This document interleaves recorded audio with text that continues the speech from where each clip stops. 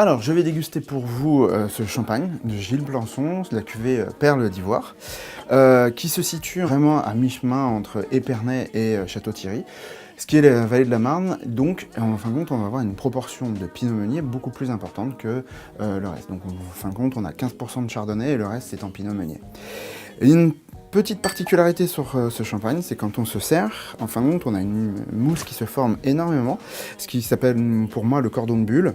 Et ce cordon de bulle est quand même assez tonique, ce qui va permettre en fin de compte de montrer qu'il y a une mousse qui va être assez persistante en bouche. Les bulles en fin de compte sont relativement fines et assez intenses, donc pour le coup on va avoir quand même de l'effervescence, ce qui est vraiment l'esprit champagne. Au niveau du nez, en fin de compte, on a une expression qui est plutôt sur le côté poire, pomme, avec une petite acidité qui est quand même présente, mais pas agressive.